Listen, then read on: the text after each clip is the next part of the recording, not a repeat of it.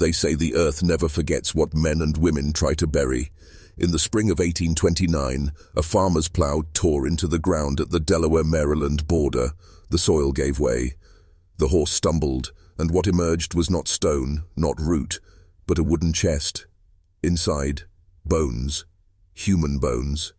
Yellowed by age, fractured by violence. A skull with the unmistakable mark of murder. It was the kind of discovery that feels less like chance and more like the earth itself forcing a secret to the surface, a secret too heavy for silence. But what that chest revealed was not just a killing, it was the opening crack in a vault of horror.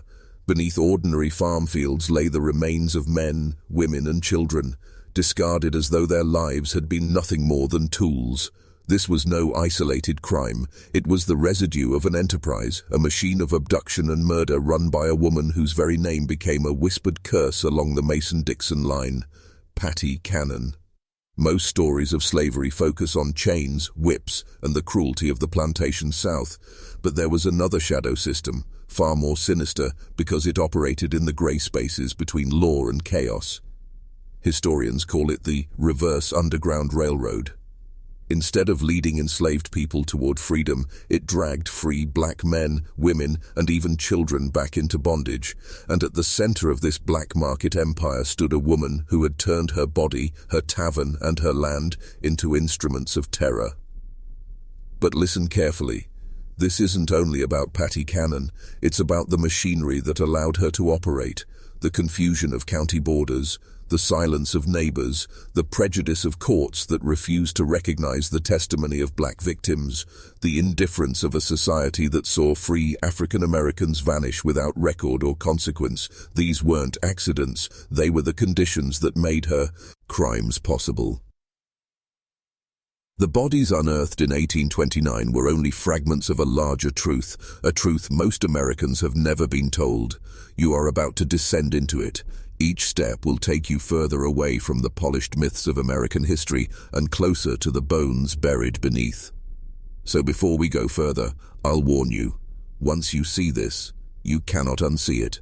To understand Patty Cannon, you have to first understand the land she chose as her hunting ground. The Delmarva Peninsula in the early 1800s was a no-man's land, a maze of swamps, pine forests, and crooked dirt paths that blurred the boundaries of law. One step to the east put you in Delaware. A few strides west you crossed into Maryland. Counties overlapped, authorities argued over jurisdiction, and in that confusion predators thrived. Her base of operations was no fortress, no castle. It was a tavern, an ordinary wooden structure straddling the state line, its rooms literally divided between two jurisdictions. To a traveler it seemed harmless, a place to eat, drink, and sleep. But beneath its floorboards and behind its walls, Patty Cannon had built a prison. Concealed chambers, iron rings bolted into stone, hidden cellars where human beings were chained and silenced until they could be transported south. She understood something most criminals never do. Power does not come only from violence, it comes from geography, from loopholes, from the indifference of neighbors who suspect but remain silent. When Delaware sheriffs came with warrants, she could step into the Maryland half of the tavern and laugh in their faces. When questions arose about the travelers who vanished near her property, locals shrugged. After all, the missing were not white farmers. They were free African Americans whose lives the courts barely acknowledged. But Patty Cannon's empire was not built on cunning alone. It was built on blood. Those who threatened her operation, rival kidnappers, informants, or even children who might speak at the wrong moment, were eliminated. Their bodies were dumped in fields, in shallow graves, in chests buried beneath the earth. She was indicted for 4 murders. Witnesses claimed the true number was over 20. The reality may never be known. What you must understand is that Patty Cannon was not an aberration. She was a mirror held up to America's soul at the time. The slave system had created such hunger for profit that people like her were not only possible, they were inevitable. The South's plantations demanded labor. The law forbade new imports from Africa. And so criminals filled the gap, supplying human beings to markets that paid more for them than gold. And in that gap, Patty Cannon thrived, not as a shadow of the system, but as its secret engine. Patty Cannon did not operate alone. She was the matriarch of a criminal dynasty, a network stitched together by blood and marriage. Her daughters married kidnappers, her son-in-law ran the tavern, and together they wove a family business built on human flesh. It wasn't just greed, it was a culture, an inheritance of violence passed from parent to child, wife to husband, criminal to conspirator. Her first son-in-law, Henry Brereton, was a blacksmith with an iron grip and a taste for kidnapping. He prowled the countryside under the guise of honest labor, fixing tools, shoeing horses, all while scouting vulnerable targets. A young man walking alone, a family struggling for food, a child whose absence might go unnoticed. His arrest and eventual hanging should have ended the enterprise. Instead, it hardened Patty. The lesson she drew was simple: only the careless get caught. Her daughter remarried to Joseph Johnson, a man with a sharper mind and colder heart. Johnson's Tavern became the headquarters of a growing network that reached across states. It wasn't a gang of brutes operating on impulse, it was a machine. Scouts identified victims, decoys lured them in, rooms concealed them, wagons transported them under cover of night. Buyers in the Deep South waited with open purses, each role defined, each profit shared. And here lies the deeper truth. Crime flourishes not just through violence but through cooperation. Patty's gang was multiracial, multi-layered and disturbingly modern in its logistics. Light-skinned decoys posed as employers, promising steady work. Trusted faces within black communities whispered lies, guiding victims into the trap. Even enslaved men, coerced into service, were forced to help capture others.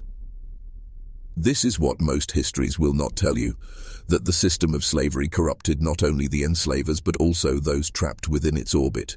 It twisted communities, poisoned alliances, and forced people into roles they could neither escape nor survive. Patty Cannon weaponized this reality, bending it to her will. Her power did not come from sheer force of arms.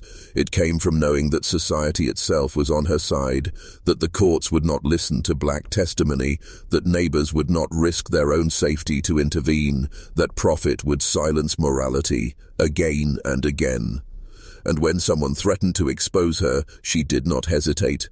She silenced them permanently, the soil swallowing their names as if they never existed.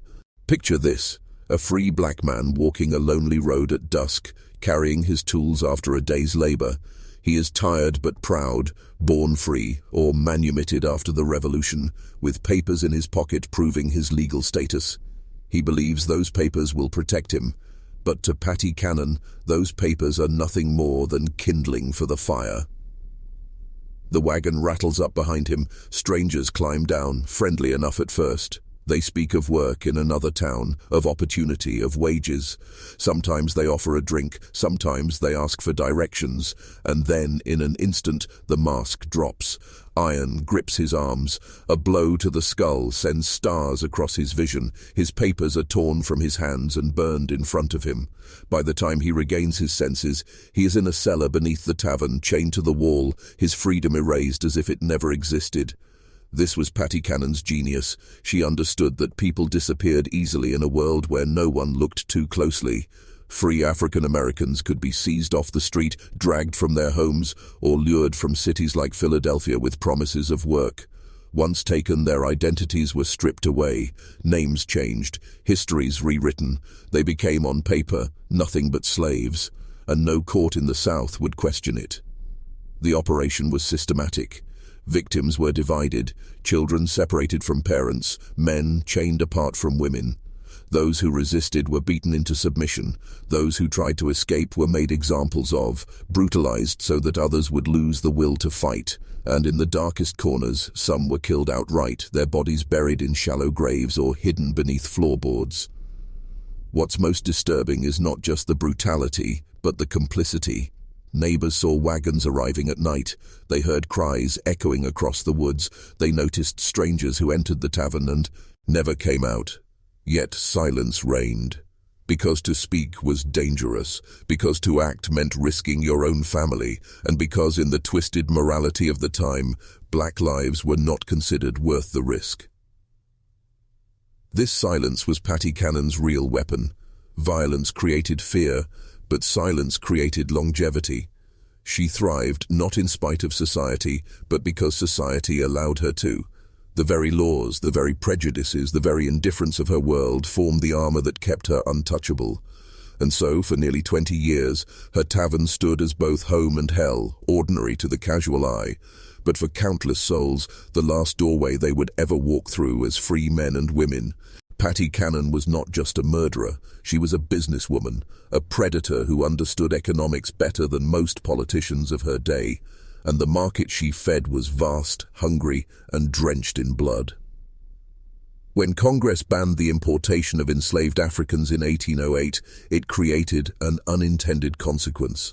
The plantations of the Deep South, exploding with cotton after the invention of the gin, needed more labor than ever, yet no more ships were legally sailing from Africa. Demand rose, supply tightened, and suddenly the price of a human life skyrocketed.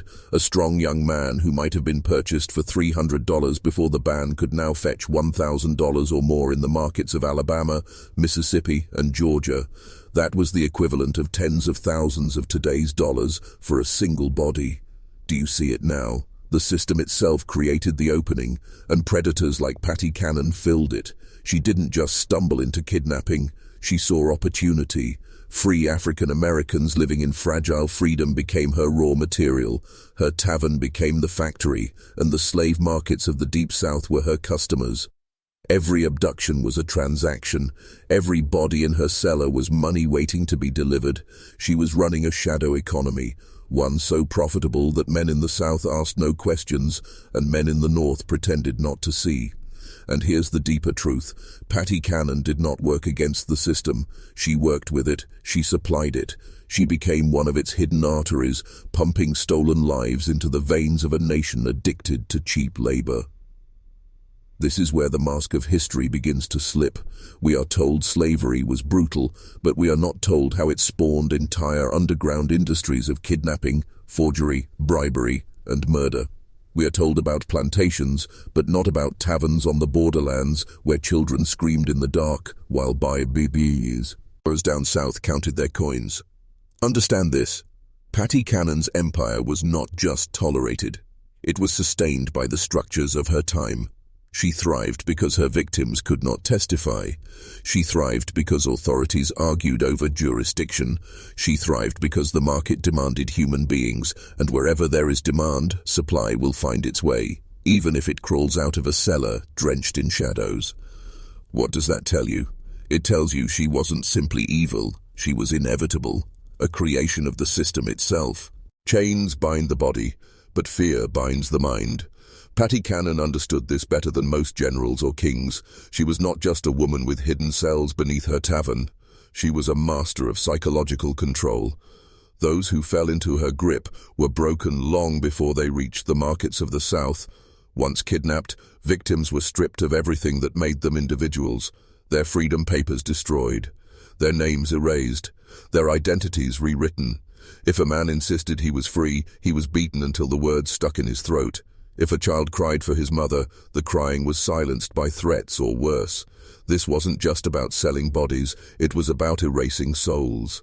But her control extended beyond the victims. Even her accomplices lived under the shadow of her presence. She was described as towering, nearly 6 feet tall, with a voice deep and commanding. Men feared her temper, women feared her strength, and yet they worked for her because she projected an aura that made resistance unthinkable. To defy her was to invite sudden, violent disappearance, burial beneath the same soil that swallowed her victims. Understand this. Patty Cannon did not need whips or armies. She needed atmosphere. She ruled through silence, intimidation, and the knowledge that she had no hesitation in spilling blood. That knowledge seeps into a man's bones, and once it's there, obedience becomes second nature. This is the hidden layer of her power. She created an environment where people no longer trusted their own instincts. Accomplices rationalized their crimes. Neighbors convinced themselves they hadn't heard the screams. Authorities told themselves the missing must have left voluntarily. Her reign of terror depended on this shared self-deception. And isn't that how all systems of control work? Not just through force, but through the manipulation of perception. When people begin to doubt their own eyes, their own ears, their own moral compass, they can be made to serve anything. A woman in a tavern can become an empress of terror. A borderland can become an empire of silence. Patty Cannon's story is not just about crime, it is about psychology.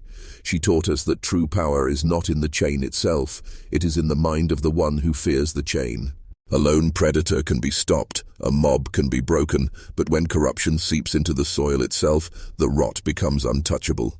Patty Cannon did not reign for 2 decades because she was invisible. People knew. They saw wagons at night.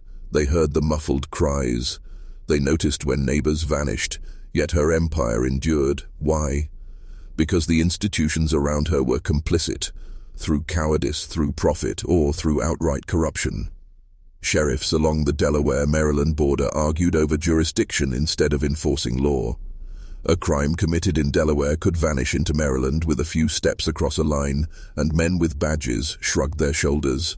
Judges dismissed the testimonies of free African Americans as legally worthless. Merchants sold Cannon supplies, no questions asked. Neighbors whispered suspicions in private but stayed silent in public. Some even profited by pointing out vulnerable targets for her gang. The truth is this: her violence was visible, but it was tolerated. Why? Because it fed into the same market that the South demanded and the North pretended not to see. The very structure of America at that time was designed to let people like Patty Cannon thrive in the cracks. Think about it. A woman openly accused of kidnapping, indicted for murder, rumors swirling that her land hid corpses. Yet for years she lived free, running her tavern, expanding her network, buying protection through silence and fear. She had turned the border into her shield and society's indifference into her armor. This is what makes her story more than a tale of one sadistic woman. It exposes the truth about institutions themselves. Law is not designed to protect everyone equally. It protects those whom the system values, and it abandons those it does not. In the early 1800s, that meant white farmers mattered, wealthy planters mattered, free black men, women and children. They were shadows, present, breathing, alive, but in the eyes of the courts, invisible. And Patty Cannon weaponized that invisibility. She turned it into currency. Every disappearance was a silent transaction between her and a society that chose not to care. Understand this clearly. The most dangerous criminals are not those who defy institutions. The most dangerous are those who learn how to use institutions as camouflage. That was Patty Cannon's genius, and the reason she is remembered with such dread. Imagine waking in the dead of night. The air is damp, thick with the smell of earth and rot. You are in a cellar you don't remember entering. Iron bites your wrists and ankles. Around you others stir, men, women, even children, shackled to the walls, their faces hollow, their eyes swollen from tears. You try to speak, but a heavy hand clamps your mouth. A voice hisses, "Silence, or you'll never leave here alive." This was the world of Patty Cannon's captives. The fear was not a single moment. It was constant, grinding, inescapable. Some victims were free. Black men seized from northern cities. Others were children lured away from farms. A few were even kidnapped from their own homes in the middle of the night, their families left behind to mourn in confusion. All were herded into the dark beneath her tavern, stripped of identity, waiting for wagons that would drag them south into permanent bondage. The horror wasn't just physical, it was psychological. Victims quickly learned that hope was the most dangerous thing of all. If you tried to reason with her, you were beaten. If you tried to escape, you were tortured or killed as a warning to the others. And the worst cruelty, families were split apart deliberately. A mother chained on one wall while her child was dragged screaming from the cellar. A husband forced to watch as his wife was sold separately, knowing they would never see each other again. Think about the silence of that room, dozens of souls crushed into despair, each too terrified to speak above a whisper, each praying for rescue that would never come. Days could pass in darkness, broken only by the sound of footsteps above, the creak of floorboards, the clink of mugs in the tavern, laughter from drunken patrons who had no idea that beneath their feet human beings waited in chains. This was terror as routine, horror as industry. Every captive was not just a victim of one woman's cruelty, but of a society that allowed such cruelty to exist. And in those cellar walls, despair took on a physical shape. Hope didn't just die, it was murdered deliberately, replaced with the crushing certainty that the world had forgotten you. That is what it meant to fall into Patty Cannon's hands. At first, Patty Cannon's victims disappeared like stones dropped into water. A splash, a ripple, then silence. But silence never lasts forever. Whispers began to crawl through the border towns. Farmers muttered about neighbors who vanished. Sailors repeated stories of wagons moving at night, always heading south. Children whispered of screams carried on the wind near Cannon's tavern. The authorities dismissed it as rumor. But rumors have power. They stick in the mind. They spread like infection. And with every retelling, Patty Cannon became less of a woman and more of a legend of terror. Mothers warned their children not to wander after dark, or Miss Patty will come for you. Men in taverns lowered their voices when her name was spoken, glancing toward the door as if she might appear. Even those who profited from her crimes treated her with unease, as though she carried a curse. Her violence grew into folklore. Some swore she was not fully human, that no woman could wield such strength or such cruelty. Others said she was a witch, her power fed by blood and fear. The truth was more terrible. She was only human, which made her deeds all the more haunting. But fear breeds suspicion, and suspicion breeds loose tongues. Slowly the stories reached ears that could not ignore them. Church leaders, abolitionists, northern newspapers. They began to connect the disappearances, the sightings of chained figures on back roads, the whispered tales of cellars beneath her tavern. Understand this, power built on silence can endure for years, but once the silence cracks, the entire structure begins to tremble. Patty Cannon's empire was no different. For 2 decades she had thrived on secrecy and indifference, but by the late 1820s, the whispers had grown too loud. The borderlands themselves seemed to groan under the weight of what was hidden in their soil, and so the question arose, how long could she rule through terror before the world forced itself to see her crimes? For nearly 20 years, Patty Cannon had lived untouchable. But terror is a heavyweight, and even the strongest silence eventually cracks. By 1829, the cracks were wide enough for the truth to seep through. It began with small investigations, whispers pressed into official ears, judges forced to hear stories they could no longer ignore. Men who once feared her began to speak, some out of guilt, some out of revenge, and some because they sensed her power was slipping. Then came the discoveries, graves unearthed on her property, shallow pits, bones tangled together, bodies of men, women, even children, buried like trash in the soil around her tavern. The rumors that had once been dismissed as ghost stories were suddenly undeniable.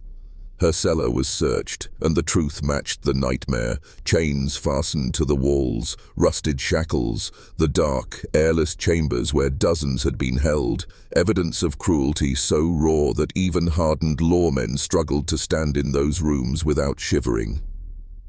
The law, which for decades had looked the other way, could no longer pretend she was invisible. Patty Cannon was arrested. The newspapers, once silent, filled with her name. She was no longer just a whisper on the wind. She was front-page horror. Her face, described as tall, severe, commanding, became a symbol of the evil festering in the borderlands. But even in chains, she radiated menace. Witnesses claimed she did not cower, she did not weep. Instead, she glared at her accusers, towering and unbroken, as though daring anyone to truly judge her. Her trial loomed, but everyone understood. This was more than a woman on trial. This was the reckoning of a system that had enabled her crimes for 2 decades.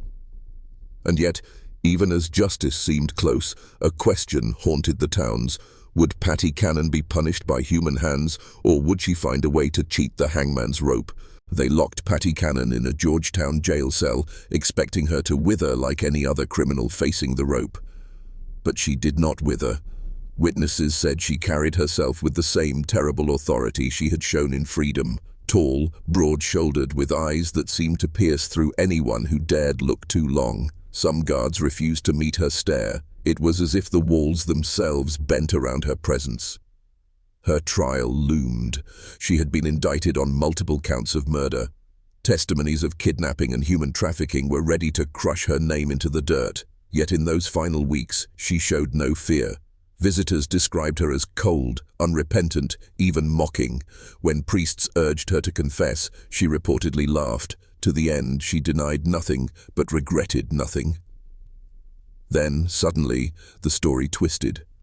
Before the sentence could fall, Patty Cannon was found dead in her cell. A small vial lay near her body, arsenic. Whether smuggled in by a sympathizer or prepared long before, no one could say. With that one act, she robbed the state of its spectacle. There would be no hanging, no public reckoning. She had written her own ending, defiant to the last breath. Some claimed it was cowardice. Others swore it was her final act of control, choosing the manner of her death, refusing to let any judge or rope decide her fate. But either way, the effect was the same. The hangman's stage was left empty, and her legend only grew darker. And when her body was lowered into the earth, the people whispered that the ground itself would not hold her. Some said her ghost walked the border roads. Others claimed to hear chains rattling beneath the old tavern site. Her death did not silence the fear. It deepened it. Patty Cannon had escaped human justice.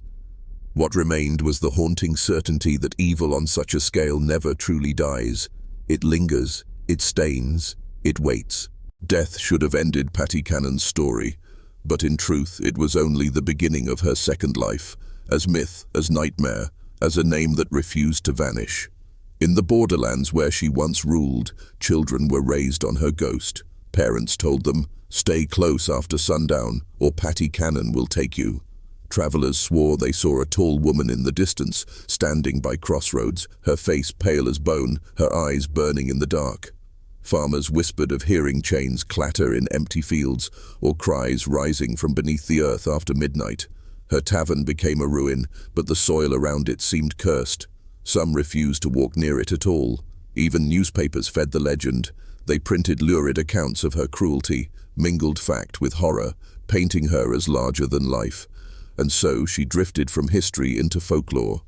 To some, she was a warning about unchecked greed. To others, she was a demon who proved that evil could wear a human face. But here is the unsettling truth. Patty Cannon did not haunt only the imagination. She haunted the conscience. Her crimes forced a reckoning with how deeply ordinary people had colluded in her reign. Neighbors who looked away, officials who took bribes, buyers who paid for kidnapped lives. Her ghost was not just the spirit of one woman, it was the memory of a society complicit in silence. And that is why she endures.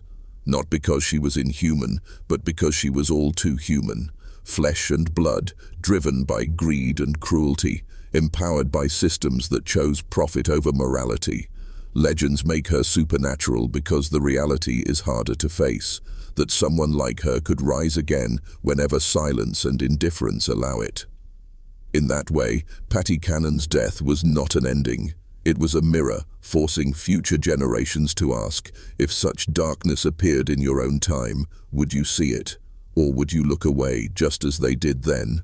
Patty Cannon may have died in 1829, but her shadow stretches across the whole American story. Her crimes were not an aberration. They were a reflection of a system that thrived on human bondage. She was not operating in isolation. She was part of a vast machine that fed the South's hunger for enslaved labor, a machine that reached deep into the North, twisting laws, corrupting officials, and blurring the line between free and enslaved.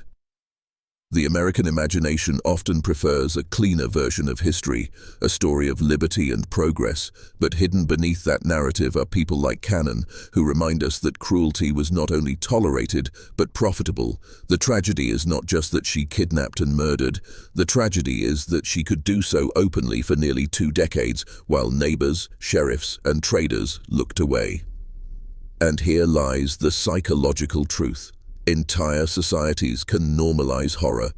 When enough people accept silence, atrocities become routine. Patty Cannon exploited that silence. She understood that greed and fear could keep mouths shut and doors closed. Her reign exposes a chilling fact, that evil does not always rise through violence alone. It rises when people decide it is safer not to see. In this way, her story is not just a chapter of borderland history, it is a warning about the fragility of conscience, because the same forces that allowed her power, greed, denial, the quiet complicity of bystanders, are forces that never truly disappear. They wait, in every age, for the moment society grows too weary or too comfortable to resist. So when we look at Patty Cannon, we are not just studying a monster, we are studying ourselves. Patty Cannon belongs to the past, but the patterns of her power are not buried with her. Look closely, and you'll see the echoes all around us. The details may change, the wagons, the chains, the tavern cellar, but the structure remains. Vulnerable people still vanish into hidden systems of exploitation. Whole industries still profit from human suffering, shielded by silence and denial. Even now, in the modern world, trafficking persists in plain sight, disguised by bureaucracy, money, and the same willingness to look away that allowed Cannon to flourish. Her story forces us to confront an uncomfortable question: how different are we really? We like to believe we would have stood against her, that we would have spoken out when neighbors disappeared. But history suggests otherwise. Most people did not resist her. Most people chose safety, or profit, or silence. And today, when faced with injustice, many make the same choice. That is why Cannon's legend matters, not as a ghost story to frighten children, but as a mirror held up to every generation. Her cruelty was not supernatural, it was systemic, enabled by ordinary people who convinced themselves it was easier not to see. That same psychology still exists. It lurks in our indifference, in the blind spots we accept, in the evils we declare too big or too distant to confront. Patty Cannon's shadow is not just a relic of the 1800s, it is a living reminder that the past is never as far away as we think. Evil does not need chains and cellars to thrive, it only needs silence. History has a way of softening villains with time, of turning cruelty into spectacle and evil into entertainment. But Patty Cannon resists that softening. The more you study her, the colder she becomes. Not because she was uniquely monstrous, but because her story reveals how easily cruelty can flourish when it wears the mask of normal life. Think of the tavern where it all began. By day, it was a roadside stop, a place for travelers to eat, drink, and rest. By night, it was a dungeon, a warehouse for stolen lives. Two realities existing side by side, and most chose to see only the one that kept them comfortable. That duality is her true legacy, the lesson that evil rarely arrives dressed as evil. It arrives dressed as ordinary life. And that is why her ghost lingers, not simply in folklore or in whispered stories of chains rattling under Delaware soil, but in the uneasy recognition that the same silence still lives inside us. Every generation faces its own version of the borderlands, those hidden spaces where the vulnerable are exploited, where cruelty becomes routine, where people decide not to look too closely. Patty Cannon is long dead, but the choices that created her world are alive. The temptation to turn away, the fear of speaking, the belief that someone else will act, these are the forces that make monsters possible, and until they are broken, her shadow will never truly fade. Imagine standing at the edge of that forgotten cellar where so many lives were broken. The walls are silent now, the earth reclaimed by weeds and dust.